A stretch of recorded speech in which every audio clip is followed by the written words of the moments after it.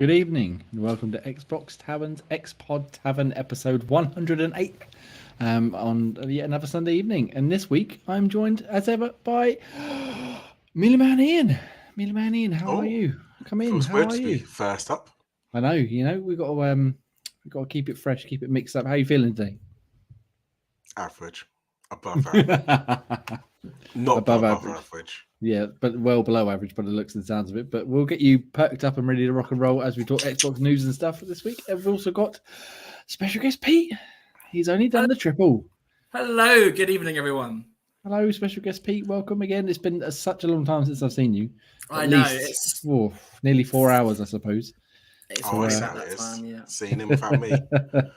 It's the girls. Don't blame us. We had a secret rendezvous earlier on. And we've also got... We also got the man on the show. He's back. He's back. Scottish Griff Ross.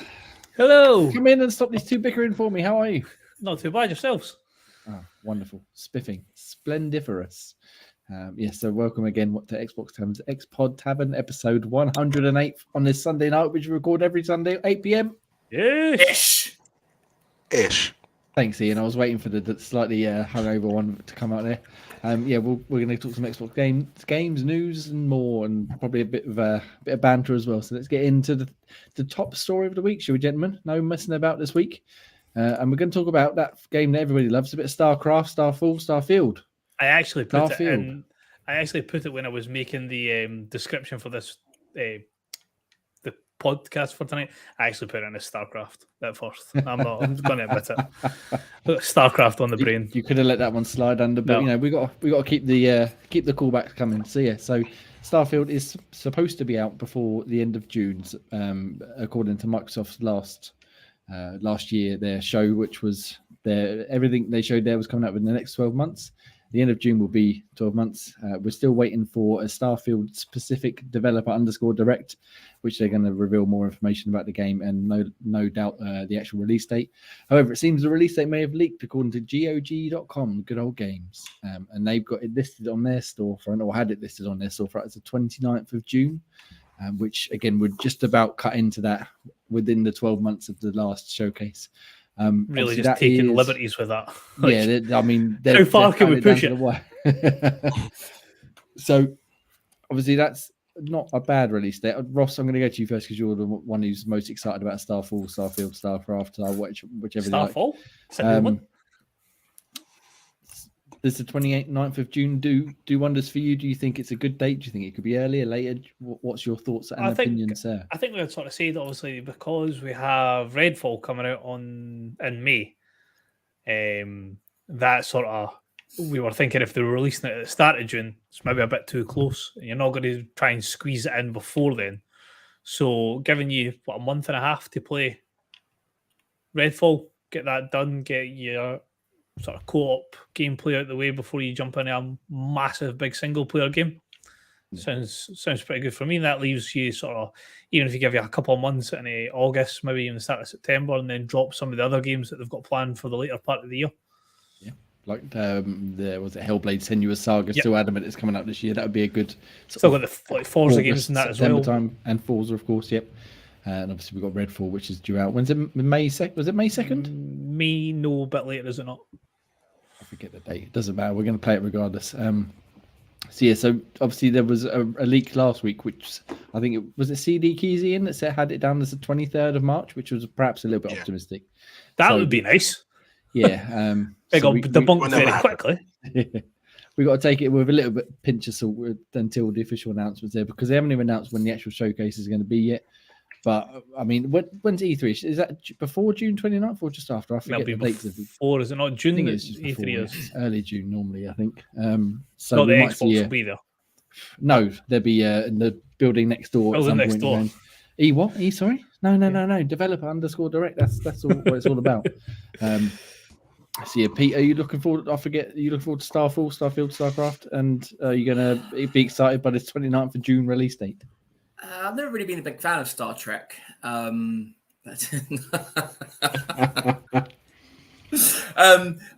be honest. As soon as I heard you can land on 1 million planets or whatever, I was just like, "This is going to be a big ass game." So unless it goes into Project Game Pass, it will be a game that I will play, but I will give it a few months to settle because a game like that big is going to have bugs and possibly game breaking, game immersive breaking stuff in it. So I might not play it day one. Nah, Yeah, I mean, it's not like Bethesda have got a bad track record for bugs in their games. Exactly. I mean, even if it wasn't Bethesda, you'd still, side on the caution. So yeah. I mean, it'll be all right, but again, it'll be something I play later down the line once the big major things are fixed. Yeah, I think that's a wise idea on your behalf. However, I think the rest of us are probably going to be not as strong-willed as you and jump in straight away. Although, as I was saying to Gray the other day when I was talking to him, it's one of them games that I much prefer the fantasy style of like Elder Scrolls from Bethesda rather than the Fallout style. So I don't know where this is going to sit for me personally, but I don't think I'm going to be able to resist that day one install, day one release. Why not? Yeah. Game Pass. So I imagine that's already chalked in for game. Oh God, it'll be July. Game Pass, that's July. It. Project Game Pass. Yeah. So I think so. Although Pikmin 4 does come out in July, so I might not have much chance to take part in Starfield. I am just thinking that comes out on a Thursday, 29th. My days off are Thursday, Friday. I don't want to think how many hours I'm going to put into that before the podcast. They wouldn't drop it on a Thursday, would they? A game like that's the 29th. Starfield. I mean, why not? Again, if they got to cut into that within 12 months, they got to do it at some point. And if the Thursday's the day. That's the date.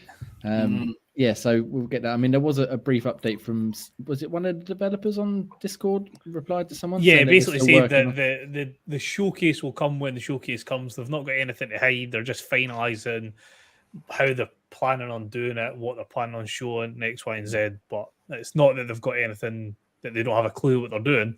They just want to make sure that they've got everything, all the boxes ticked. Yeah, which makes sense, especially coming off of how good the developer _ direct was. You don't want to rush this and be like, shit, get the name wrong, get the date wrong, announce it, and then have to delay it again. So, yeah, so hopefully we'll hear something soon, but probably before E3. But if at the very least, around that sort of time, based on this rumor and speculation release date. Cool. So yeah, we're looking forward to it. We'll play some Starfield. Why not? Starfield. Let's go with that. Let's just mix them all together. So yeah, anyone else got anything on Starfield? And Ian, I didn't really go to you, did I? I know I'm trying to be kind to you and let you sort of warm up and work out the kinks. Are you excited for this? And June 29th going to do you wonders?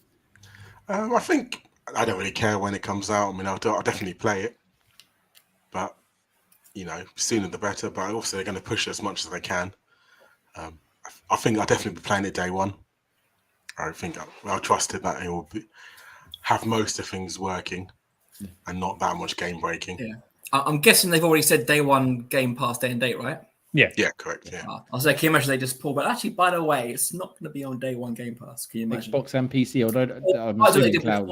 Forza Horizon 22 or whatever it was, where they you got the base game, but then there was this kind of like deluxe upgrade for this amount of money.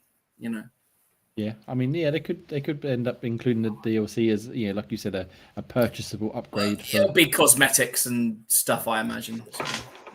Yeah, I don't mind if they put DLC behind the paywall, as long as because the base game I can understand they've got to make money somehow, and again you can only base them on like their most recent successes. And Fallout 4 had great DLC. Skyrim had great DLC. So if they're that quality of add-ons, then I don't mind paying a bit extra to get them if I've got the base game for nothing. Yeah. Yeah, well, we'll see, won't we? Again, hopefully they'll give it a good full-on developer _ direct and give us how long it's been developed information. For? Oh, so it's been a while. Yeah. Oh God, remember the first time we heard about it? What, 3 years ago? The day after they released Skyrim for the first time. Skyrim came out in 2011, didn't it?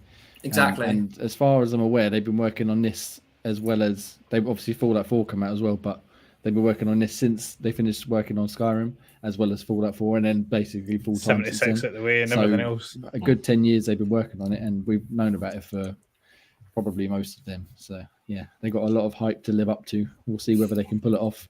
Hopefully on June 29th. Day one, or March 23rd. Or March 23rd. Or maybe just some other, maybe just next year, June 29th, 2024. Why not? Boom. Delay it another year or so. But I mean, the internet explode if that happened. Oh yeah. Can you imagine? Well, actually, we need another 2 years. What? But I mean, we could speculate about a game being delayed yet again, but we can talk about a game that's being pushed up. Oh my god! Dead Island 2. I feel like they had the utmost fucking audacity to bring this launch date forward.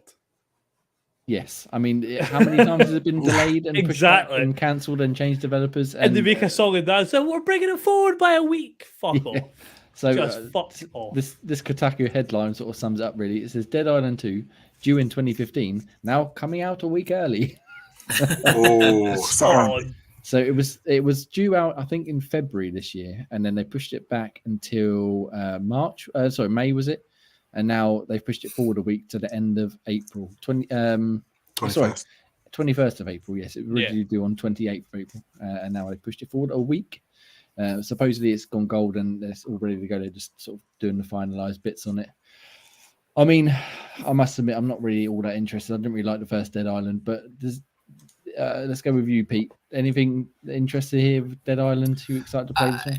If it came to Game Pass, then yes, because even though Dead Island wasn't great, it was the next best thing we had after Left 4 Dead in terms of being able to team up and take on zombies and do things like that. So it won't be something I purchase, probably. But if it comes on Game Pass, then certainly. I mean, I think they only re-released or they up-spuffed the definitive edition last year or late last year or something. So, yeah, it's a half-decent game, but yeah. I mean, it's a... Sorry, go on. No, go on. I'll say it did a better job at succeeding Left 4 Dead than the others have in the last few years, like Back 4 Blood and all that.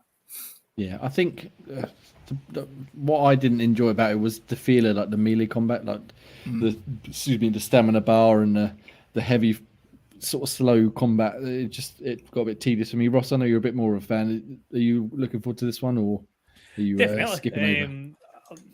I liked all these sort of games like this, Dead Rising, those sort of like... I'll go for a new Dead Rising, that'd be lovely. Yes, please. I'm not a big fan of the whole, like, in the Dead Rising ones, for example, like the whole timed thing. Like, you have to get X amount done and go and get your, what is it, Zobrax or whatever it's called. Zobrax, the medication you need to get. But no, I like the idea, like anything that involves like running around with crazily produced melee weapons and sort of dismembering zombies in creative ways is always good fun. Yeah, the crafting bench was a highlight of the first one, wasn't it? A wee co-op experience would be pretty nice as well. Yeah. I mean, I think wasn't the first one 4-player co-op or up to 4-player co-op? Mm-hmm. Yeah, I believe so. Yeah, so we've got to keep more co-op going. Ian, Dead Island doing it for you? Is it bringing out the fog of your head? No. Ian loves zombies. Ian loves zombie games. Oh yes. Yeah, such my can't wait. For the win. Love searching them suitcases in the hotel. I think I played the first one, but yeah, I think we tried it all together at one point, but yeah, like I said, it didn't really grab me. I'll be interested to see whether it actually is any good, like whether people enjoy it, because much like things like Duke Nukem and I suppose Starfield as well. Like there's been delayed so much in development for so long. Like they've either got to knock it completely out of the park, or it's going to come out and everyone goes, and just moves on to the next game and just forgets about it. I reckon it's going to be that. I have a sneaking suspicion that's more likely than the other option, but you never know. We could be wrong. Well, at least it's not a live service game. That's all I'll say. This is what they've got to do is enter a fucking like a road map and right, you've lost us now. You've lost us. But we shall see. We shall see. And now we can see a week earlier on April 21st. Exciting. Very exciting indeed. Ian, are you feeling all right now? You waking up a little bit? Nope. No. I was gonna ask if you want to talk about Activision Blizzard. Oh yeah. No, not this again. No, nor do I. Let's move on. Right, Xbox, Microsoft apparently says that Game Pass. Hang on, let me get me my mouse clips going here. Creates another Xbox option. Game Pass creates another option for devs to make money, despite admitting the service can harm game sales, according to this Pure Xbox article. Let me just read this quote that they've got here. It says Xbox Game Pass offers gamers and game creators more choice and opportunity in how they discover, experience, and deliver games. For gamers, that means providing another option for them to discover games and play with friends at a great value. For developers, that means creating another option for how they monetize their games. I mean, there's been a lot of hubbub about Game Pass, and is it good? Is it bad? Is it meh? What? I mean, Ian, I'm going to go back to you because I need you to wake up a little bit. What's your opinions on the sort of the do's and don'ts of Game Pass and whether it is actually as good value as we all keep saying it is? Well, I think it is the best deal in gaming, personally, because there's so many games out there that I probably wouldn't try. And thanks to Game Pass, I get to try these games. And I think it's always that exposure, and I think it gets developers more noticeable as well, especially if you enjoy a game from the same development. Oh, what other titles they've done? And you might go and buy one of their other previous titles that they've made because you've enjoyed the title they put on Game Pass. And that's exactly what they're getting at, I think, is in it. Like, you've tried one, now go and buy some other things. Ross, you going to say something?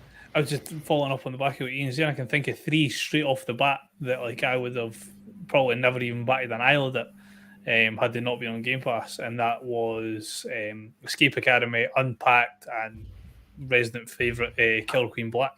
The Queen Black. None of those 3 games I would have even looked in the store at. So not that like price would have put me off; it would just never have crossed my eye sort of go look at them. And each one of them that I've played, I've had a great time playing them. And the other one that we played as well, for the life of me, I cannot remember the name yet. It was the one that was in the winter, and you had like the killers, and then Project Winter. Project Winter. Yeah. That was the one. Another one I would never have looked at. Played it, had a great time playing it. So yeah, as much as I get how this cannibalized version of like the game sales can be looked at, but that's a very one track mind how they're looking at it. There's other ways that Game Pass does benefit developers, and I feel like it's just went too far this way instead of looking at the broader picture. Yeah. Go on, Pete. No, I was saying inevitably sales would, especially for the smaller indie guys that bring out a game and it takes 3 or 4 hours to complete. You're not going to complete the game. And then, well, actually, do you know what? I'm going to buy it fully now, even though you've already completed it. But then Ross says you get that kind of like trickle down effect where they might, or I think Ian said that, where they actually might then go check out another game the developers made. So, whereas I guess they don't kind of track that, I guess. I mean, I was actually having a look on one of the parts of the story there, and there's a breakdown of what they've said in regards to the different types of games, and like launch indies are up 15-fold on what they would expect. AAA games are up by 3.5. Game Pass members spend 50% more and spend 2.8 times the amount of monetization, so like any add-ons and stuff like that. And then when a game enters in Game Pass, so say it's like a new release and then X amount of time later it goes into Game Pass, the player count doubles, and then it increases the franchise sales. So like what Ian was saying, so like if the first one goes into Game Pass, then they tend to buy the second one off the back of playing the first one in Game Pass. So there is tangible figures to show how beneficial Game Pass is. I was trying to think as you guys were talking if there's been any examples, like personally, where I've played a game in Game Pass and you know what, I'm going to buy either that game or an associated game, and I'm sure there are. I was going to mention Backbone. I was going to mention Backbone actually, because obviously we enjoyed that on Game Pass, and obviously the sequel came out, didn't it? Which obviously I know you got a code for, but I imagine that would have been on your list. To be honest, I was going to buy it. Yeah, if they hadn't have very kindly given me a code to review it, I was actually looking at it on Steam. I was like, oh, that's not bad. It's only like 15 quid. I was like, yeah, why not? I really like the first game, and I'm sure there was definitely. Have you got any examples of when you might have picked up a game that was related to something you played on Game Pass, either the game itself or a sequel or whatever? Well, yeah, I mean, I bought the Fallout 4 DLC because of it. I think it was going for about a $5, and I thought I might as well pay a $5. I've got the base game for free. I might as well pay a $5 for all the DLC. You know, yeah, it's more DLC side of things. Yeah, follow on the back of that as well. Like, so with, I'm not a big like fighting type game player, it's like your Street Fighter and things like that, but a massive Dragon Ball fan. So when Fighter Z was in Game Pass, played it tons. Recently, just leaving Game Pass. So when I seen that was leaving, it was made me invest in that. Plus, for the fact that I had the Game Pass, I bought a load of the character packs that come with it. So they've got money out of me for the game, and they've now got money out of me for all the different characters that I've bought on top of it as well. So yeah, again, that's the idea of you give a little taster, give the game away for free, including the subscription, what have you, and then DLC, sequels, perhaps a good sale on a game that you particularly enjoy. Like, you know what, I want to have that for myself, even though it doesn't really change anything. Why the hell not? So yeah, Game Pass, best thing in gaming, continues to show, and obviously for developers, well, none of us are developers, obviously, but it's got to have some sort of benefit really to them. Like you said, doubling the player counts or getting more interest day one, or like I said, just encouraging more people to check out more of their libraries. Yeah, nice. Game Pass, keep it up, please. And add all the Activision Blizzard games as well, please. That'd be wonderful. Thanks. Cheers. Anyway, right, and Ubisoft. And Ubisoft, again, we haven't heard any more updates on that yet, but that could very well be another edition like EA Play. We shall see. Let's pick another quick story here, and then we'll move on, I think. Let's go with Do you want me to touch? I was going to say, because we didn't have Gray, I was going to touch down on the other one quickly. I'll tell you what, you touch down on the other one quickly while I compose myself. So get it out to do quickly. Obviously, this is the last generation of FIFA was going to be the last one that had sort of EA and FIFA working together. So a lot of everything up in the air is in regards to where the rights are going to be for both companies. Obviously, FIFA will have the rights based on the fact that they are the football organisation. EA, what was going to be happening with them going forward, but it's reported that they are going to be closing in on a £500 million deal to renew the Premier League footballing license for their new game, which will be, was it EA Sports Football they're calling it?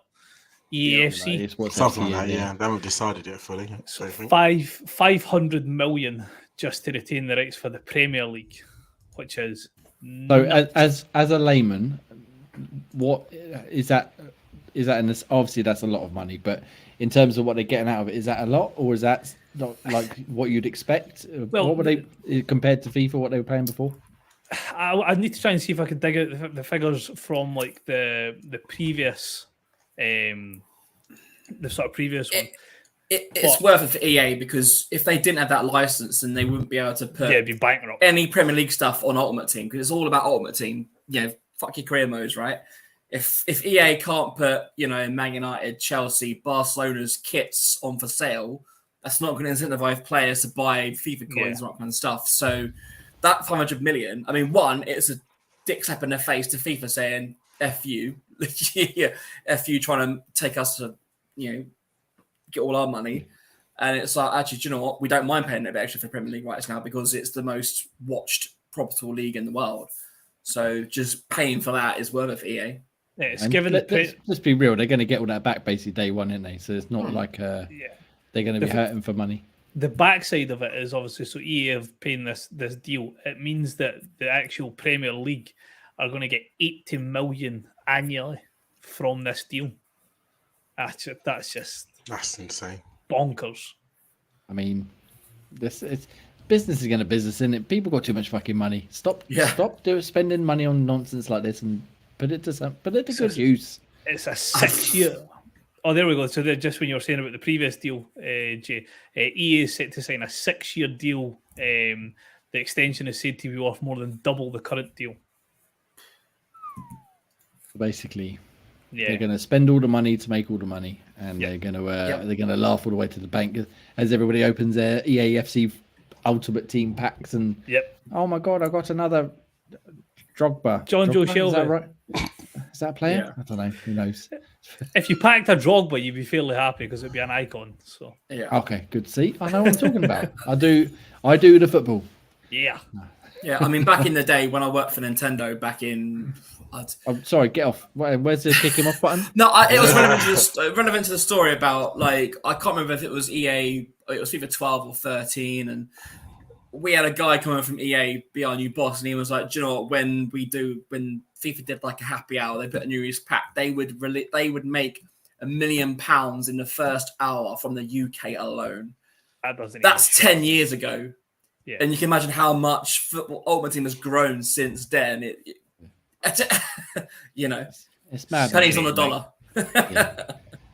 Spend the money to make the money, and by the time you get to those sort of figures, my head just goes, no chance. You got no chance. But let's talk about Ubisoft very quickly. They're releasing a new free-to-play shooter. Ian, we loved a bit of what was it? Hyperscape, was it? Yep. Yes. Fucking pile of shit game that was. They're trying it again with a game called X Defiant, the one-time Tom Clancy branded free-to-play shooter. Eurogamer. So this is 6v6. Was this supposed to be was this supposed to be the Rainbow Six rival or something? Yeah, so it's a 6v6 mashup of Splinter Cell, Ghost Recon, and The Division. I mean, see if you pause it there and like that is how it comes out. What a result that'll be. I mean, that's not a bad combination of names, but I mean, it's going to be Ubisoft. It's going to be free to play. It's going to be some sort of shooter, and they're going to give up after about 6 months because no one's going to play it because they're already playing Fortnite and Rainbow Six Siege and Apex and PUBG and stuff. So why are they even bothering? But the important part of this story is that they got a free play cross-play test this week. Let me just find a date there. Monday the 20th in the UK. Christ. That's when it ends. Christ, that's when it ends. I'm trying to skip through too fast. So it's Thursday the 16th. So it's already started until Sunday the 19th, which is today. Or Monday the 20th in the UK, which is where we are. So bully for us. We can still go check it out.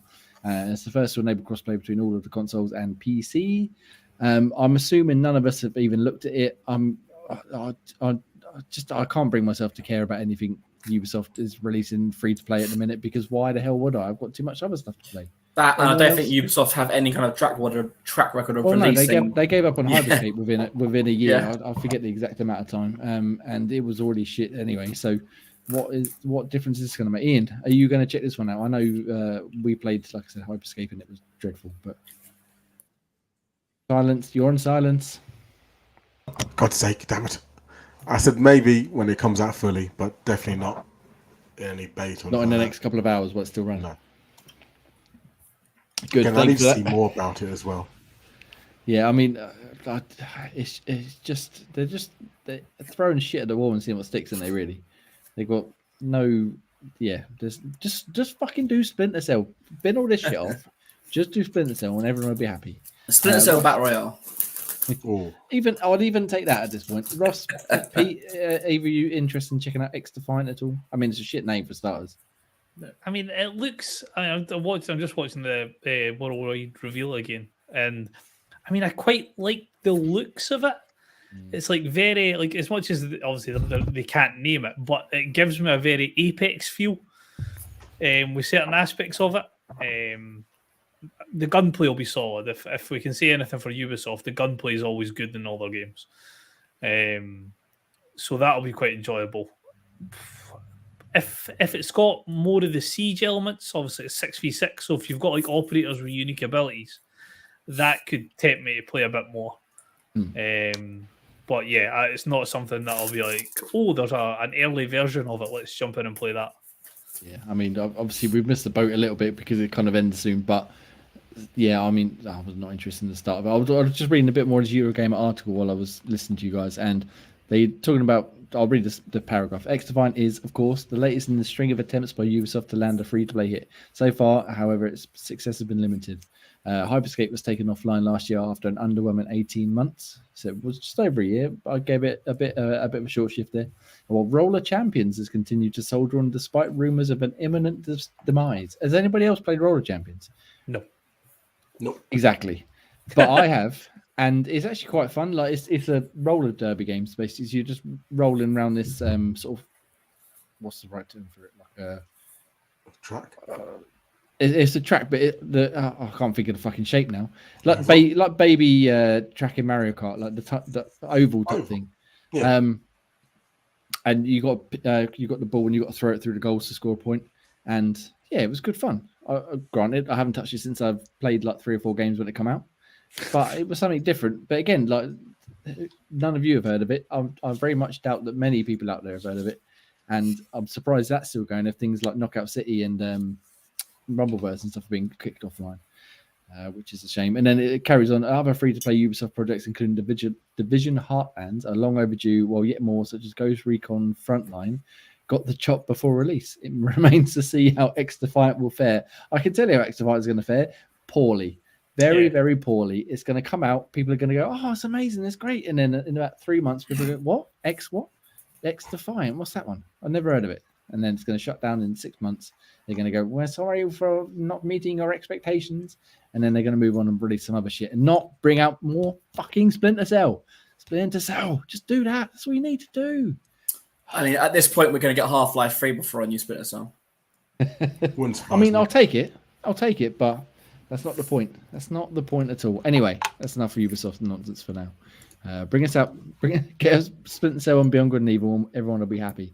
However, to calm me down, to make me happy, and to make everybody else out there happy, Ross, I need a good, solid plug-in, please.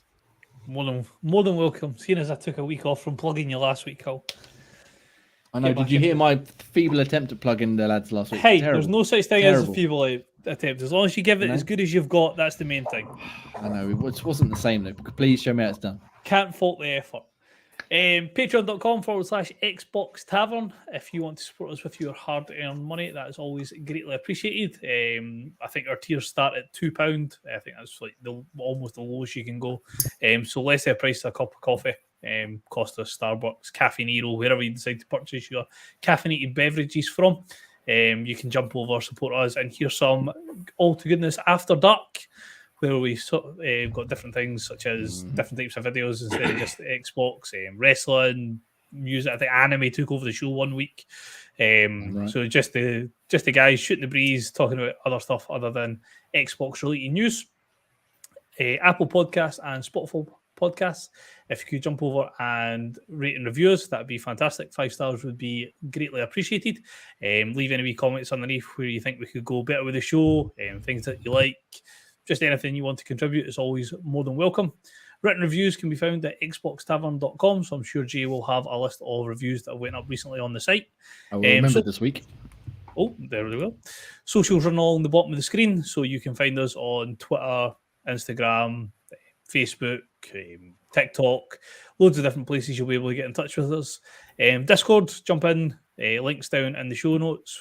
Put in your gaming chat for the week, play Guess the Game. I seen that there was one that, was it Ian that you said you just, no, it wasn't Ian, was it Pete, was it you that said you never played the game, but the fact that all of us got it and pretty much one guess gave it away as to what it was? Yep. So jump in, have a wee shot at that, see how you get on, test your hand against, would we call Jay our expert? I'm feeling quite worried if Jay's our expert. If I can be an expert in anything, I think it's guessing the game. That's about it. That's like the limit of my powers, I'm afraid. And then last, but by no means least, insert coin. Promo code Xbox Tavern 23 can be used for £5 off orders over £50.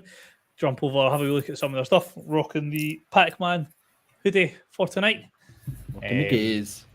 Always some cool stuff over there. They've always got a big selection of games. I think Gears, Persona, Mass Effect, they've got some Evil. new Gears stuff coming out, and they've got some new Little Nightmares stuff, and what's the other stuff? And they got a pretty nifty. I mean, I'm not much for the varsity style jackets, but they got a nifty Fall Guys Ultimate Knockout varsity jacket coming up soon as well. Which, yeah, not normally my style, but it does look pretty nifty.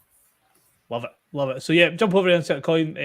Always appreciative of them giving us sort of their discount codes and things like that, because we do all love their merchandise. And that, Jay, is a plugging. You know what? I think I'm just gonna have to record you at some point. Plugging on demand. Oh yeah, and doing the plugging as well. Yeah. Anyway, right, let's move on, shall we, gentlemen? Let's do now this. We're all satiated. Let's get to the question of the week. And this question comes from Anonymous. Unless it's one of you fine gentlemen, I'm going to read it out right here. Special guest Pete, was this you? Yeah, I put 3 in there last week, I believe. So we got one left over. Let's do it. He says, I'll tell you what, I passed it over to you last week. Let me pass it over to you this week. Okay, guys. So this week's question is, what's the one thing or 2 things you dislike about your favorite video game? That's a good question, because everybody has their favorite video game and everybody has things they hate. So Yep. let's go for it. Silence. Who will we start with? Jay, you go first. I feel like you haven't talked enough. Fuck, I've had to waffle on fucking days. All right, I tell you what, Breath of the Wild, I started playing that again recently. I'll talk about it a bit more later on, but I forgot about the weapon degradation. And although I didn't mind it at the time, I was using a nice flame sword earlier on because I love a bit of fire in games, obviously. And it broke, and I was like, oh shit, yeah, I remember now. So I completely stuffed myself up for a minute. Yeah, if I could change anything about that, I wouldn't necessarily get rid of it, but I'd make things last a lot longer, or at least be able to be repaired so that you don't, like, as soon as you've used one up, you don't just lose it instantly. Like, you can take it to a shop and repair it and get it back for X amount of currency or items or crafting things, whatever you. But other than that, perfect fucking video game. I don't mind degradation, like you say, when you've got, like, when you can rectify it. Yeah. Like, so you can go and like improve it so that it takes longer to degrade, or you can just go and repair it so that it's back to 100%. I don't mind that, but like when you have no say in the matter and your weapon just breaks and you could be mid-fight, you're like, oh fuck, I've now no weapon. That's about to say, those types of games about degradation, usually there's like a skill point where you can upgrade so you do less degradation. So it takes 15 hits rather than 10 hits. But they kind of did it with the Master Sword, because once you unlock that, it has an energy meter, so it's like 30 hits and then it runs out of energy and you've got to wait for it to recharge, but then you get it back. Something like that for all of the weapons would have been perfect. Yeah. But yeah, it's just that one sword, which is a shame because I like using the fire sword and I can only use it until it breaks and I have to go and find another one. So that's my choice. Who are we going for next, Pete? Let's go with Ian, shall we? For me, my favourite game is Legend of Dragoon, and for me, I think it's a perfect game. But the main thing was they cancelled the second. They were going to make a prequel, and they just didn't do it in the end. I was like, no. So I want to be a bit of a cop out and say that. Ian, I know you don't have a PlayStation 5 yet, but did you see that they added it to the PlayStation Plus collection? I think last week. Yes. I was like, oh, I wonder if there's trophies attached to it. Maybe, I'm not sure how that sort of system works, but is that making you more tempted to go and hunt down a PlayStation, or are you just going to borrow mine? Well, is it on PS4 as well, though? So that's fine. Is it on PS4 as well? I thought it was just PS5. Yeah. Okay, cool. No, so you can still play on PS4. I know I am actually tempted to give it a go again. I just fucking love it, and I'm kind of on the nostalgia feel. I think nothing better than going back and revisiting old games that would have fucking tremendous, and hopefully they hold up. No, nice. I think everything was brilliant about it. Like, I enjoyed the kind of turn-based, but actually you had to combat-based. We actually had to put inputs in, and I think the whole storyline was brilliant. So for me, I don't want to hate on it because for me it's perfect. But I'm going to cop out and say the sequel, the cancelled sequel. We'll let you off. We'll let your foggy brain off, and we'll. Plus, I only saw the question like 10 minutes ago. So. Ever prepared we are on Xbox Tavern. All right, I'm going to ask you, Pete. You go next and then we go to Scottish Graph after that. So honourable shout out goes to Dragon Age Origins. When you're taking back the circle and you have to go into the fade, it's probably one of the most frustrating bits. It's not frustrating, but it's just like long. You've already done a long battle in the circle, and then you have to do this bit. And you're like, oh, for God's sake, this bit again. And it's not just that; the fact you have to turn into a mouse, into a big boulder, into a maze. It's like, just stop. I want to get back to the fight. That's the one, but that's the honorable mention. But the main mention, of course, the best game of all time is, of course, Final Fantasy VIII.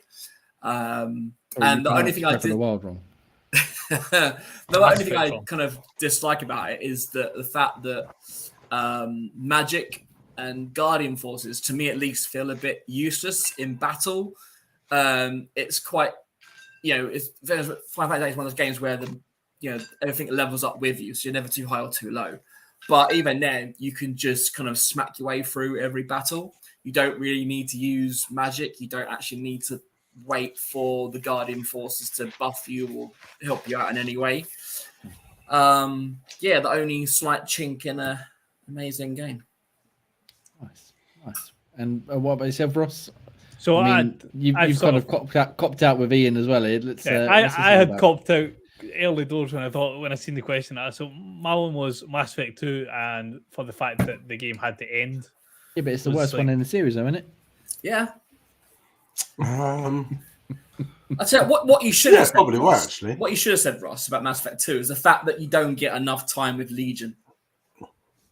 The fact that he's the last person you recruit, and if you want to do a full Paragon playthrough, you have to recruit him, and then you do his mission, and then you do the final mission. So you literally only get 2 missions with him. You don't really I think Ross is still too livid that we've said it's the worst one out of the 3. I'm not biting. But I'm not biting. I have expelled all my rage on this podcast when I heard about a fucking Dragonborn killing a fucking god. So you know I what? have no more I rage to worked give. perfection. I have found my centre. I do not have rage. I appreciate everybody's opinions. Everybody's opinions is valid. So like Arsenal, would you not want more everybody's Legion got then? one. Would you not want more Legion? No, I would rather more Kasumi Goto, if I'm being particularly honest, because I think There she's you a far go. better character. Who? Exactly. Yeah, Her Mass ability, Effect the 2, Shadow Strike ability is so good. Yeah.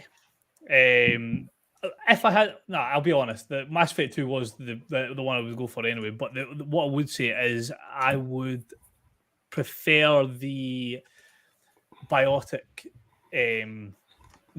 abilities that they introduced in 3, and have them as like coming into, because things like slam, charge, they're like brutal in 3. I mean, you can play the whole game and not fire off a bullet pretty much, unless you're facing like a big sort of arena type boss area. If you're just going from sort of point A to point B in that game, you never need to fire a bullet with those 2 abilities, because they recharge and heal pretty much at the same time. So you can just literally charge, slam, and that's everything you need. Using slam during the Shadow Broker DLC. Oh. You know, when you lift him up and he goes, wee! You're struck by lightning. You can just go, woo, woo, woo, woo, and you just get. I feel like I should have prevented anyone mentioning Mass Effect with Peter. Yeah, you should have, but you didn't. It's almost like all these times where Resident Evil brought out some stupid shit.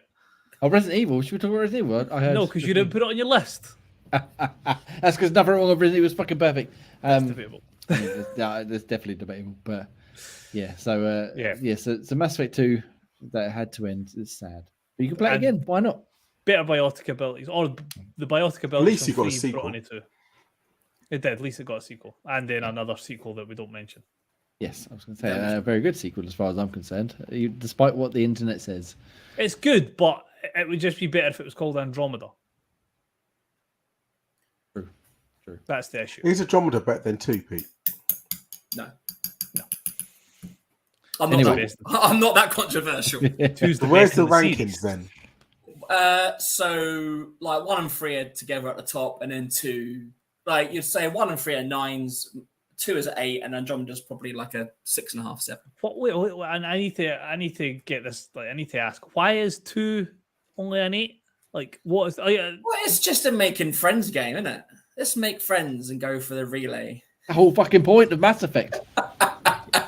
It has the best opening sequence of any video game ever.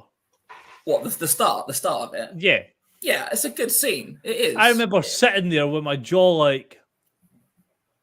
Yeah, the first time you see it, yeah. But after the 100th time, it's like... Yeah. But if you see anything for the 100th time... I've said all along, it's not a bad game. It's just, I just don't feel it's as good as 1 or 3. It's not a bad game at all. I enjoy playing through it. I just don't think it's as good as 1 or 3. It doesn't grab me like the other 2 do. Like I said to you, like, it annoys me the fact that the whole Garrus meme of, can you come back later? I'm just in the middle of some collaborations. Just add some dialogue to the guy, man. Seriously. Like, he's like one of the second character. If you ignore the DLC characters, he's the second character you're supposed to recruit after Mordin. And literally, he's got no dialogue in the game up until you unlock his lower mission. And people will love him. I'm like, yeah, Garrus is my bro, but I'm like, I don't get the loving for him. Was he Archangel in 2 or 3? Was it? Yeah, Archangel, yeah. Them 2, yeah. Yeah, I mean, I loved the Mass Effect games when I played through them once. I've only played them once, not 1,000 times, but yeah. I genuinely can't think of only ever playing those series once. Yeah. Yeah, well, it's like the Telltale Mass stuff. Effect Like, just my once. playthrough once is my story type thing, and that's it. I don't need to play it again. I think I played Mass Effect the first one twice just for achievements. I mean, naturally. But 2 and 3 I didn't bother. I'd like to play them again at some point. I did start the first one when the definitive edition came out, but or legendary edition. Whatever it's called, but, Ian still hasn't touched the legendary edition. but yeah, I think I only got a couple of hours in. 80+ hours on the game. I don't think I've got time for that. Okay, but it's all It's 30 hours max per game. Exactly, 90 hours. Yeah. Yeah, we got no choice. Anyway, let's move on from Mass Effect. That's enough Mass Effect for 1 week. I just thought I heard No. PC. It was 30 hours a game. Shh. Trying to get to play. Yeah. Right. Okay. Anyway, right, let's move on from Mass Effect. As much as we'd like to talk about it, perhaps one day we could do a full episode just talking about Mass Effect, and we could just sit here in silence and listen to these two talk back and forth about Morden and Legion and what was it, Zaid, the DLC character? No, Zaid's a prick. He's do you know what? No, I like Zaid. No, anyway, I'm not going to say it. I'm not Stop going it. to say it. We're gonna save it for the special episode. Right. We're banging, okay? Well, bang. Okay, let's move on to Project Game Pass, which, if you're not familiar with Project Game Pass, is where we pick a game from Game Pass. We play it every month. We talk about it, and at the end of the month, we give it a quick podcast rating, not an official review, and then we move on to a next game. And this month, as it was surprise released, end of January or towards the end of January, we picked Hi-Fi Rush. I know Ian's been loving it, and I'll get to him in a second. But has anybody else had a chance to check more Hi-Fi Rush out this week? No, me too. Unfortunately, I've been very busy. I know what it is. After playing it for reviewing plenty of other stuff. So, Ian, Yes. I know hopefully you're up to the task. You've completed it. Tell me all about your opinions of Hi-Fi Rush, please. Fucking brilliant. The combo system is nice and majestic. It's kind of fun. You've got to do the timing with the music. I think the musicality in the game as well. They've nailed some great music for each boss fights or every time you're in a scenario. I think they also nailed like the amazing transition from when you're actually fighting to a cutscene. The cutscene will happen, then they're transitioning to actual gameplay again. Fuck knows how they do it, but that was one thing I have noticed in the little amount I've played, like how well it sort of seamlessly transfers. You're playing, there's all of a sudden it's like a cutscene, and then it's like, oh shit, I've got to do something now because I'm getting shit kicked out of me. Yeah. So yeah, they've got that perfect. I think a brilliant game, start to finish. I loved it. Took a few days to complete, I think, but yeah, I actually really enjoyed it. Thoroughly enjoyed the game time of it. I'll probably do one more playthrough, maybe on a harder difficulty, just to see what it's like. But yeah, for me, brilliant, perfect game. Yeah, great start to the year for a game that I actually was surprised about. And again, it's one of those things. Well, probably if I didn't have Game Pass and it wasn't on Game Pass, I don't think I'll probably look at it or pick it up. But I'm glad I didn't play it. So yeah, it's the exact kind of game that for people to sort of surprise drop. Go, here, give it a go, and everyone's like, "Fucking hell, it's actually excellent." Like you said, a lot of people would, like Ross, for example, probably would, like Killer Queen Black and stuff like, not really my sort of thing. Move on. But yeah, got it included in your subscription. Why the fuck not? Give it a go. Yeah. Turns out it's fucking brilliant. Yeah, I really want to play some more this week, but hopefully I'll clear my slate a little bit and at least get a few more levels in. Yeah. How long did it take you to get through? 6-8 hours probably. Okay, so not too long. No, they're quite long levels, but probably maybe 8 to 10 hours, maybe. Yeah, so it wasn't too bad. Yeah. I think the comedy in it is quite fun as well. It's quite like mild humor. Graham wasn't a big fan of the dude. What's the main character's name? Oh my god, you're testing me now. Put you on the spot. Fake gamer, didn't really play it. Just made it up. Mine's gone black. I'm not. Yeah, well. no, whatever his name was, he wasn't a fan. But I thought it was quite funny, really. Like you said, the humor was sort of pitched just right for me. But yeah, we'll get some more of that then.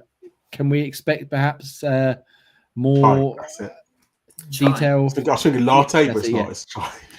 So, do you reckon you'll play some more on the harder difficulty before we talk about it next week? Definitely will. Nice, cool. Well, hopefully the rest of us will have joined you. We can talk about it a bit more thoroughly. And then we'll have to pick a new game at some point very soon as well, which I think we've got a few good choices lined up for the month of March. Fucking hell, what is that already? Oh, where's the year going? Getting old. It's no good. But let's talk about games that we have been playing and we can talk about right now. And I'm going to go straight to Smash Guess Pete because we've been teasing it for fucking weeks. We've had it for, I don't know, about 3 years at this point, it feels like. Pete, tell me all about this wonderful game called 10 Dates. 10 Dates? Well, 10 Dates. When you're ready. Yeah, sure. I was sucking on a Sour Patch Kid, so I was like, Easy. Yeah, it's. Glad just Sour I've Patch. spit all the sugar now. It's one of those games that you should definitely give a crack to, because you look at that time of game, you're, it's a dating sim. But as I'm sure Jamie and Ian will attest to, it's so much more, especially when you've got characters like Bash in the game. Jay, did you manage to complete Bash's story? I did not. I did. Screw you. Not yet. I completed Bash's story. And Ian is now converted to Team Bash, correct? Team Bash. It's again, like I said, it's so much more than just a dating sim. It's and I think the first one, 5 Dates, got a bit of flack because there's a few dodgy actings in there, whereas this one there isn't. It's quite seamless. I would say that pretty much every character have chemistry with each other. Not as good as the first two main protagonists. Can I say a word? But in terms of each of their dates, they've got the chemistry, and it's definitely well worth your time checking out. I'm not sure the price is. I can't imagine it's too expensive, but I really enjoyed what I played through. I gave it an 8 out of 10, which for kind of an interactive rom-com is probably pretty high. For some people, might think that's a bit high for that kind of game, but I really enjoyed what I played through. What about yourself, Jay? Did you play any more? I didn't actually get a chance to play much more of it, no, because again, I've had 10 ton of other things on review, but the 2 playthroughs I did do with one on the female side, one on the male side, I thought, like you said, the seamless sort of transitions between the scenes, no matter the options you pick and no matter the dialogue between them, it worked a hell of a lot better than a lot of other Wales interactive games have done in the past. And it was funny, it was charming. I obviously didn't experience the full Bash arc, but I did enjoy. I forget his name now. The dude that I went with Misha. He went from. He was the coder dude who had long hair. Lucas. Yes, Lucas. Thank you. Yeah. Yes, yeah. He went from sort of like shy and bashful to actually sort of being a lot more developed and a lot more interesting the more I got to know him. And then on the other side, when I played as Ryan, I fucked all my dates up, but I went with the goth girl again. I forget her name at this point. Azalea. A few weeks. That's it. Yeah. But she was really interesting, and the way that the actors sort of played off each other, I thought was really, really, really well done.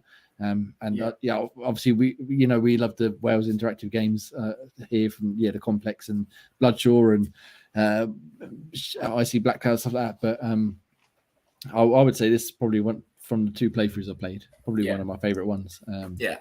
Just like 5 Dates, there's a lot of interesting twists in there as well that you kind of wouldn't possibly expect from those other characters, which is always good because they're going to come, but they're quite surprising when they did still, which I think was quite refreshing.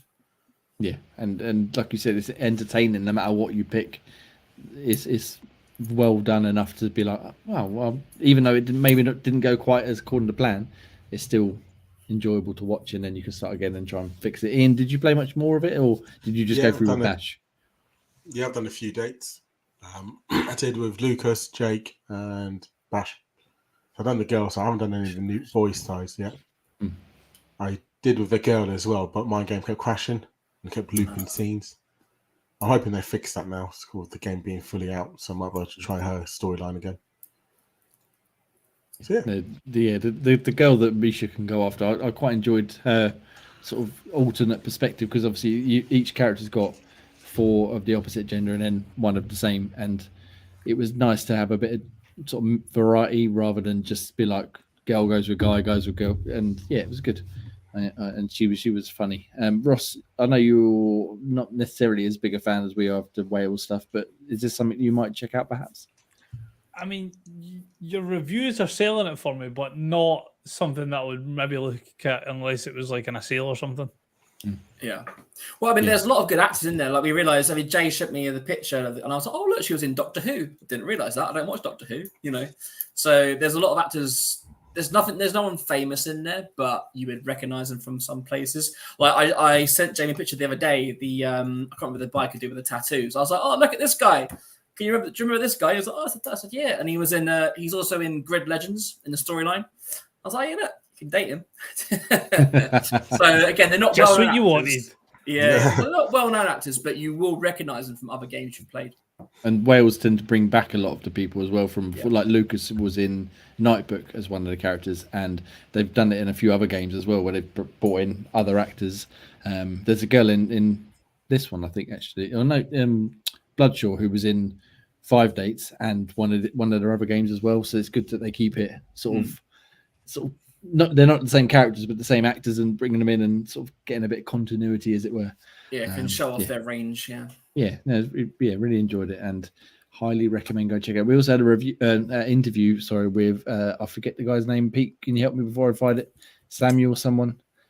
Where's it gone? Samuel Lee, 10 Dates producer, up on the site, which you can go read now on xboxtavern.com. That'd be wonderful. Thank you very much. Yeah, thank you very much for giving us your time.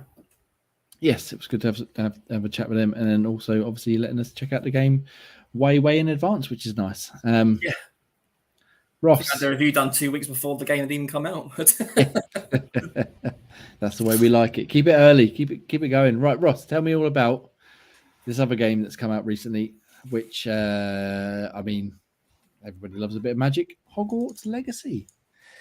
Yeah, so it wasn't one that I thought I would pick up, and I didn't pick it up for myself. I picked it up for the better half, and I'm kind of like enjoying like picking up and playing it a little bit because it's got some like funky ass shit in it.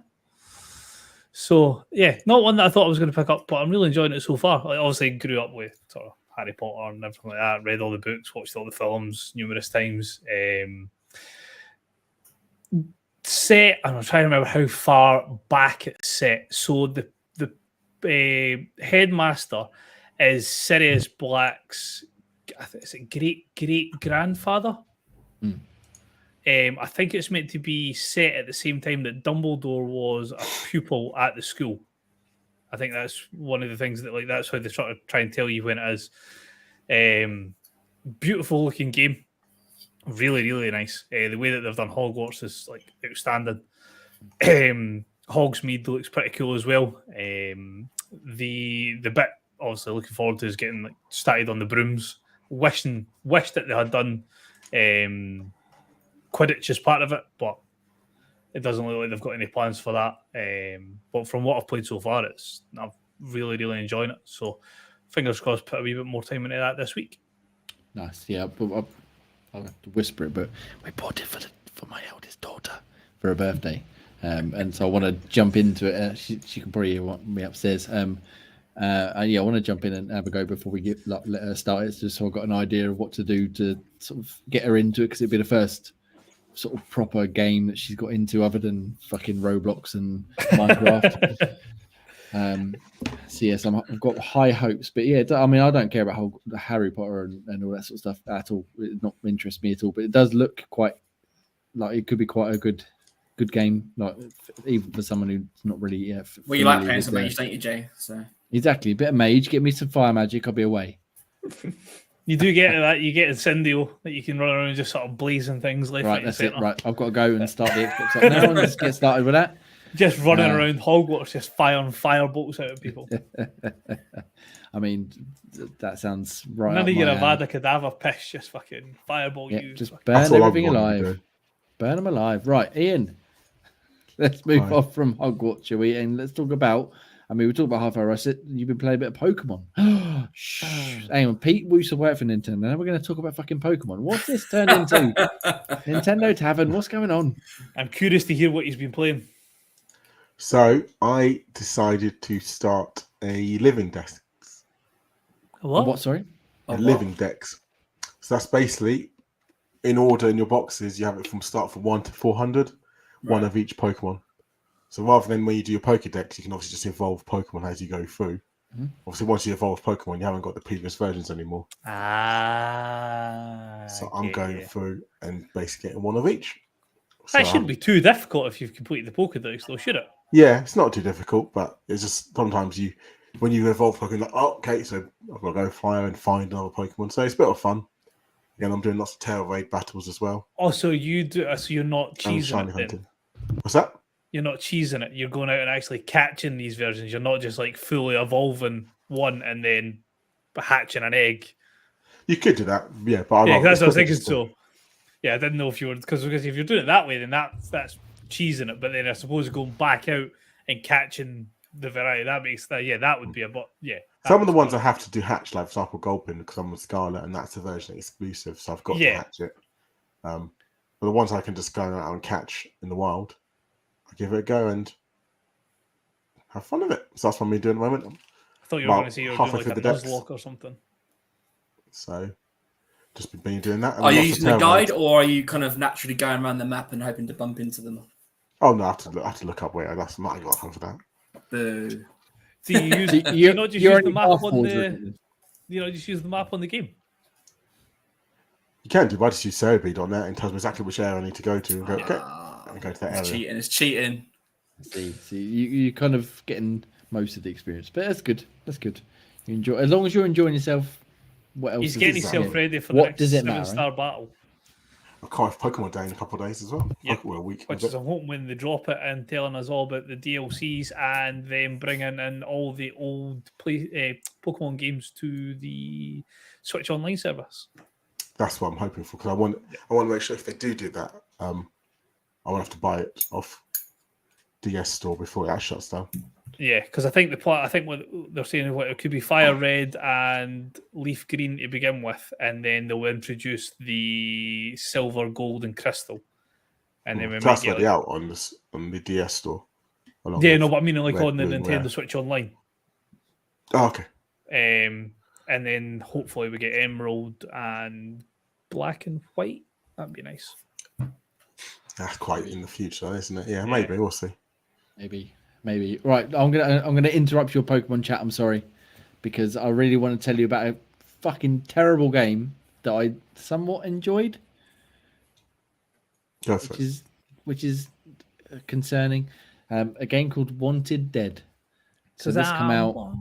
It come out on Valentine's Day, same day as 10 Dates, and I'll tell you which one I would rather play. I can assure you, it would be 10 Dates. However, there's something about it that kept me playing, even though I was hating every moment of it. So it's a third-person action game that's it's billed as being from some of the creators of Ninja Gaiden and Dead or Alive.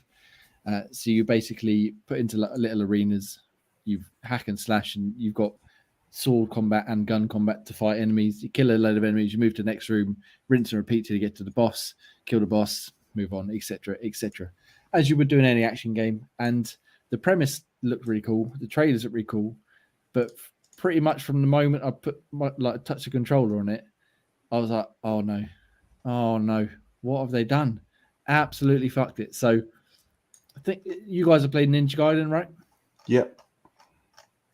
It's a very fluid, very fast paced, but very hard.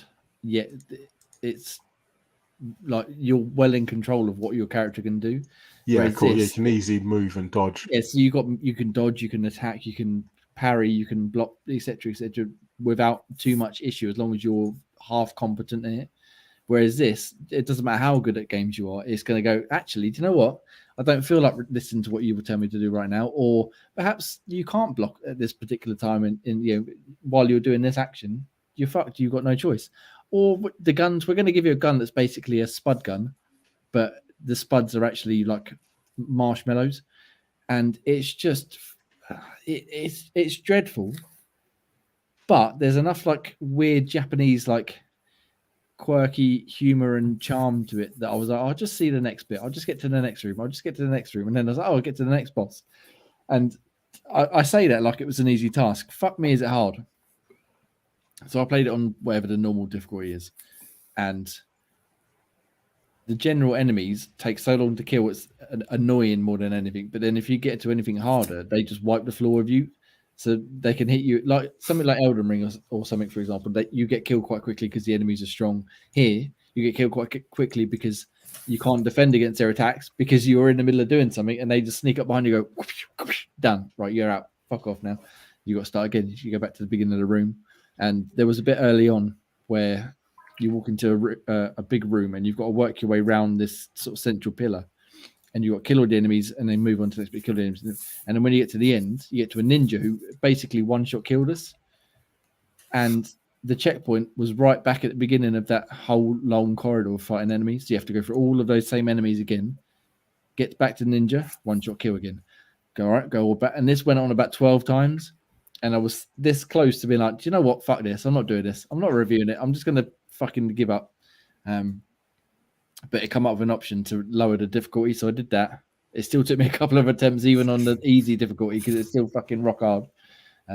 And once I got past that, things improved. I got some upgrades. I got some new weapons.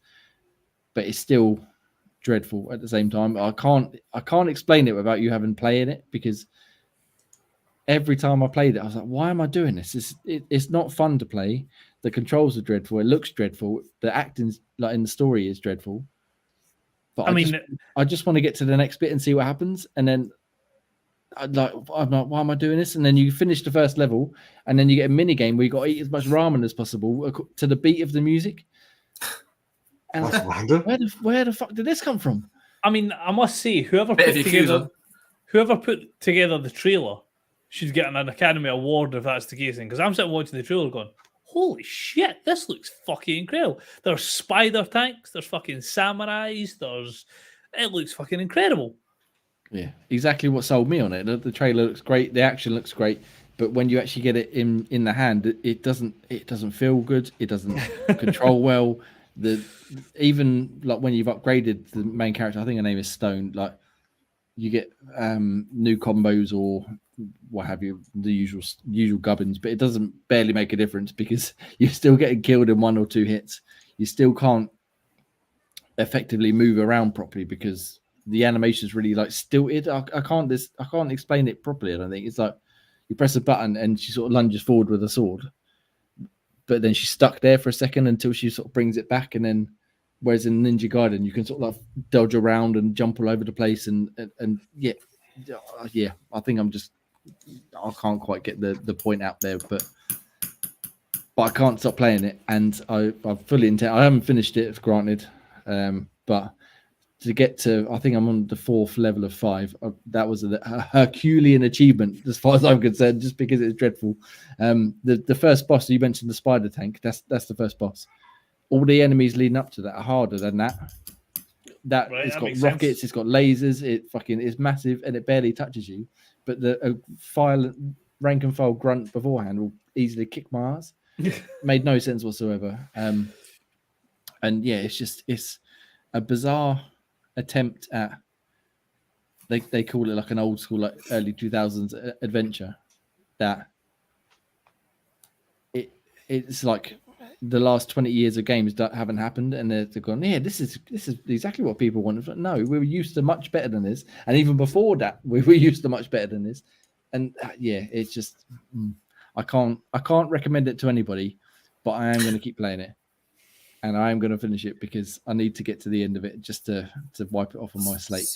Sounds like a game that's perfect for Game Pass. You know what? Even Game Pass would turn their nose up at this. I think it would be like, no, we don't want that sort of crap associated with us. But yeah, it's an acquired taste, and I usually like these sort of weird sort of games. But yeah, it's not good at all, which is such a shame because, like you said, Ross, the trailer fucking looked amazing. I was like, yeah, I'll get in on this. So yeah. Don't play it, but do play it at the same time if you're up for a bit of punishment. Graham did send me, because he was going to review this initially, but he hated it even more than I did. He did send me a quick paragraph. I'll read that out and then we'll move on to someone else. He says, let's see here. So, Wanted Dead was a game with many ambitions that didn't quite hit the mark on any of them. I mean, that's underselling it somewhat. Swordplay, gunplay, Japanese anime storytelling, and weird side quests. It's all there, but none of them are coherent. Swordplay is fun but hard to direct. Gunplay is near enough worthless, which, I mean, that's again being generous, as the guns don't really hurt the enemies. The story is as bizarre and hard to follow as the voice acting, which is fucking dreadful. There's some small charm which will which will make you give it more of a chance than you normally would, but only if you slip it down to the easy difficulty when offered, as the game isn't enjoyable when it's that hard. I mean, yeah, what I said basically. It's not a good game, but if it sort of gets its hooks into you, yeah, give it a go. Anyway, don't play it, but do play it at some point if you find it really, really cheap. Who are we going to go back to now? Let's go back to special guest Pete. Hey. I want you to tell me all about. Mass Effect 2. I mean, I'm being slightly selfish here. The Quarry. The Quarry. Okay, well, I mean, I didn't actually play it. I just watched you play it. You just okay. watched me play it. So let me tell you about The Quarry. So I've been nagging Jamie for what feels like months to play together with The Quarry now. Nagging, tagging in when it was on sale, etc., etc. Because I really wanted to try kind of online multiplayer mode that we usually do when we play the Dark Pictures games. Unfortunately, Jay was fortunate enough to get a copy for Christmas. So a month and a half later, we finally, first time lucky this week, we got together and finally did the first few chapters. Unfortunately, the online mode is called Wolfpack mode, which was definitely more different to what I was expecting. Whereas, fortunately, I let Jay be player one because obviously he hasn't played it through properly yet. But what it meant for me was I didn't get to do any gameplay. I was basically an audience member, but I did have a say in the decisions that he made. I think the Wolfpack is definitely designed for more than two people playing, because obviously if Jay chose one option and I chose the other, it's a 50-50 chance of who got given the thing. Whereas obviously if it was like 2 against 1, then obviously it'd feel a bit more, less random, as it were. I mean, judging from what you said today and last night, I think, Jay, it sounds like you're actually glad we got further than you did previously. Oh yeah, no, I'm definitely enjoying it more because I did attempt to play it on my own last year sometime. I sort of borrowed your account and give it a go, and I didn't really get on with it at all. The opening act was slow and tedious, and I wasn't really in the right sort of mind frame for it. But playing it with you, even though I was the only one playing, I really enjoyed the 3 chapters or so we've done so far, and it's sort of got its hooks into me where the story's actually starting to ramp up with the horror and the tension that Dark Pictures normally does. Whereas, so do you take it in turns playing, or just one person No, plays all the it's time? just Jamie. So literally just me was playing. I was controlling the characters that were moving, and then whenever You have to let me know when you play. I can join in if it's that's what I said to him Yeah. last night. We definitely need some more people that, if anyone else has got it, we'd play it because it'd be better as a group. But it's not just the decisions; it's also the QTEs. Yes. So as you're running through and you sort of got to jump over a log or something, or everybody has to hit it. Well, the majority of people, have to hit it successfully to pass it. I was going to say, there's only the 2 of us, and I think I only failed one because but an important one. It wasn't an important Well, one, but it that's wasn't not that important. Who died? No one's died No one yet. yet. Yeah, no one yet. But yeah, no, I am enjoying it a hell of a lot more than I thought I did last time. Sorry. I think even though it came out, we said last year, it seems more seamless multiplayer, doesn't it? Whereas the Devil in Me it felt kind of disjointed, didn't it? It didn't really feel like a great experience like multiplayer, whereas this one definitely feels more so. Yeah, definitely a lot. I think smoother Devil than in Me felt really too real. That's what scared me more. That's what we like in a bit of scares, a bit of the frights, a bit of the willies up. Ain't what? Ain't no. Woo. Anyway, we love a bit of the Quarry. Yeah, I'm looking forward to playing some more this week with you, Pete, and Ian and Ross. If you've got it, if you want to join us, feel free. Yeah, I mean, we've slated in for Monday or Wednesday, haven't we? Monday and Wednesday, yeah. So we'll Monday play or some Wednesday, more. or both, whenever some people are free. Just mess me. Yeah, we'll check them out. We'll check it out some That's more. Ian code for I'm not going to be there. Yeah. No, definitely mess me. We're still going to be too hungover on Call Monday. me. I don't know. Ian, what did Carry you a see? picture. I was just catching the Pokemon. Put Pokemon down and pay attention. All right, Ross, let's get back to you then. And you've been playing a bit more PUBG. Have been playing some more PUBG. So we started off playing some duos. So just me and my mate. I would say we weren't the best players, so there wasn't a lot of chicken dinners. We weren't feasting that much. So we thought, well, let's jump into squads. Obviously, playing on a squad, you can get carried a wee bit more, so it gives you a chance to sort of build up your confidence, get you better at the sort of engaging aspect. situational play and stuff like that. So we'll be playing quite a lot of squads, getting that up, and yeah, we are feasting. There is chicken dinners every night that we've played so far. Some big multicolor. I think the highest game that we had kills wise, I think me and my friend, I think we're both sitting on 6 kills each, Nice. which doesn't sound massive, but in PUBG you'll know that you don't see massive like amounts. royalty in PUBG. Yeah, you see somebody and then it's like 10 minutes later you see somebody else. So also got quite an achievement that I thought was going to be quite difficult to get, and it's get the first kill in the game. Oh wow. So it was you could see it happening. It was like the main city in the map, and it was everybody just swan diving straight down at the thing. Picked up I think it was I can't remember if it was a shotgun or not. And this person just sort of opens the door as I'm standing there with like 3 bullets loaded into my gun. Luckily, hit all 3 and got the achievement. I was like, oh shit, I thought I'd never get like the first kill in the game because normally I don't play it overly aggressive. The new map that's sort of playing in the trailer, the new Vikendi, is just had a rework, so it's got like a storms system in it now where you perfect timing. You go in it, you take massive damage. They've introduced loads of different weapons. They've put new play zones in where if you go into this area, you have a higher chance at finding guns from other maps. So if you've got like a personal favourite, there's a good chance you'll find it in these maps. But yeah, prefer it over like your Fortnite things because it is a more tactical shooter. And yeah, sinking a silly amount of hours into PUBG at the moment. Still 100-player lobbies, right? Yeah, so it depends on the map. Some of the maps are slightly smaller, so then they're 60, but most of them are 100 players. Yep. Cool. And do you play first person or third person? Because there's 2 options, isn't there? So if you play third person mode, you can switch to first person. But if you play first person mode, you don't have the option to go in a third person. Yeah. I personally play the whole game in third person. I know the shooting aspect of it. I'd be better if I could master first person, but I'm not that good. Yeah, I must admit, I did try first person when it first come out, but I preferred the third.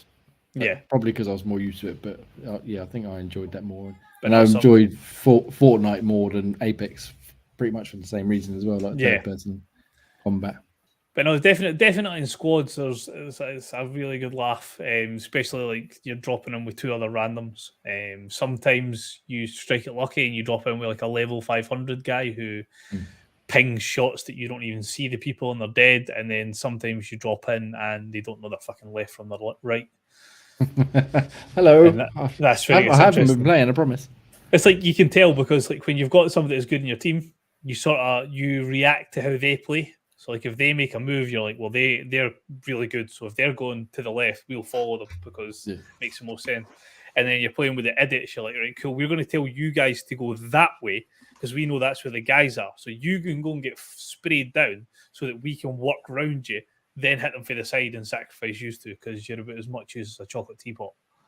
But roll a bit of cannon fodder, eh? Exactly. It's Dan's nickname. So yeah, so we should play some PUBG at some point. That'd be nice to have another random battle royale night together at some point. That'd be lovely. Let's go back to Special Guest Pete. Then I'm going to give you dealer's choice. Let's get one more game out, but you could pick which game it is. Okay, well, so what do you boys want to hear? Do you want to hear Football Manager or do you want to hear F1 Manager? I mean, which one do you want to hear? I'll phrase it to Ian and Jay. Or we can keep it short. Or we can keep it short and we go golf with friends. Let's go golf, eh? Because I can't do football. Yeah, that's fine. So obviously it's been half term the last week, so I've been playing a lot of games with the kids, keeping them busy. My youngest son has really started to get him to play golf with friends, and I'm pretty sure over the last 4 or 5 days we've played through every single course at least twice. Especially because it's golf friends, but also you can do it's evolved a bit like Rocket League, where actually obviously you've got your normal golf game, but you can also turn the golf ball into a puck, where Like hockey mode. It's hockey mode basically. So the hole becomes a goal, and then there's like a little sweeping goalkeeper doing that. So it's not just necessarily can't get it in every time. Or you can play the basketball version where you've literally got to, bounce, try and jump the ball into the hole, which is a lot harder. And some of these holes, I mean, the Worms course is so bloody hard. I've played the Worms course a couple of times, and that is fucking rock There's solid, this one hole where the hole is directly beneath you, but you've got to kind of jetpack your way. So you've got to hit it fast. You've got to jetpack your way all the way across the stream, land safely without going out of bounds, and then you've got to do it again all the way back, but then you've got to go a bit lower so you don't go back to where you were. And I think I managed to do it in about 11 shots. So we've been playing that, and we also dabbled in Papa's Quiz and Drawful 2. The kids quite enjoyed playing Drawful 2, although of some of the things they're like, how do you draw buyer's remorse? What is that? Let me explain everything to you. Yeah, George just ended up drawing a man standing next to a gravestone saying "R.I.P. me." So I was like, okay. He's got the card. He got the idea. He did, bless him, he did. But yeah, mate, we'd be mainly playing golf with friends, which is it's good because as much as my kids love playing the Xbox, they usually like playing Roblox, whatever it's called, Roblox. What's it called? Roblox, Minecraft, or those games. So it's nice to be able to play a game we can kind of play together. It's been nice for the last half term. Do you know what? Actually, you mentioned it. I forgot. I actually played with my youngest bit of golf with friends the other day, and she loved it. Even though, I mean, she kept every time we finished a hole, she's like, "What did you get it in?" I was like, 3 or 4 or 5, and she's like, "I did it in 8." Yeah, go on you. But she did actually beat me in a few holes, and it's great when you can custom the game, so you can do unlimited time, you can do unlimited free camera, all that kind of stuff, just to give them a little bit of a hand to go right. I need to go here, I need to go there, kind of thing. I forget the level we played, but yeah, she really enjoyed it, and it's. But Harry's getting like that. Is something I like to play more. Harry's getting really good. I mean, most courses I'm only beating him by 1 or 2 shots now, so it's not long before he overtakes me. He's coming for you, Pete. He's coming for you. Yeah, I know. But let's move on from things we played. Thank you very much for sharing all of your wonderful insights on your games you've been playing this week, gentlemen. We'll be back next week with more games we've played, and a few games. I think we've still got a few embargoes waiting to be lifted, so we can chat about a few of them next week. But let's talk about things we can talk about. Hang on, that didn't work. Reviews up on xboxtavern.com, including Fashion Police Squad by Jake, given 8.1. It's like a retro shooter based around fashion, as I understand. It looks interesting, and he seemed to really enjoy it. We've got a Risen review from AJ. It's basically an upspuff version of the 360 game. And Deliver Us Mars from Carlos, which was the sequel to Deliver Us the Moon, which I really enjoyed. And he seemed to enjoy that too. He gave it 7.2. However, if you're not going to go check out reviews on xboxtavern.com, which you obviously should, because everybody should do that, where we're going to do, Ross, things are coming to Game Pass, which people can check out. Please do the honours while I go and see the man at my door. So for this week, or I'll cover the ones that were last week, we have a 10-hour free trial of Wild Hearts, which was on console and can't remember where else it was, but definitely console. Seen a few things about this, and it's been fairly positive from what I've seen. February 14th, we had Mountain Blade 2 Bannerlord, which was on console, PC, and cloud. February 15th, we had City Skylines Remastered, console, and cloud. February 16th, Shadow Warrior 3, the definitive edition, which was again console, cloud, and PC. And the one that we've still got coming up this week is Atomic Heart, which is on console, PC, and cloud, which looks mental, but also really quite cool. I'm quite looking forward to some Atomic Heart. Yeah, that's going to be a really good game. I'm looking forward to that. I think that's a day one play for me. Yeah, I seen there was something I'd seen that was on Twitter, and Jensen Ackles was basically like being the guy that you play as in the game, and basically showing you like how to take down the automatrons and what was the best way to do it. So he had like this massive big steel pipe with like 3 big circular saw blades like welded into the side of them, just swinging for the fences, taking down these automatrons. I was like, I mean, if you get to customize your weapons like that, then yeah, I'm all for steel pipes with triple circular saw bills built into them. Yeah, I mean customization is always key in games. Yeah, I don't know how much gunplay will be in it. From what I've seen, a lot of it is melee based. I don't mind melee combat, me. I don't mind that either. I know there's like you see it in like some of the trailers that you've got like a glove that's got like I don't know what you would call them, tentacles, wires.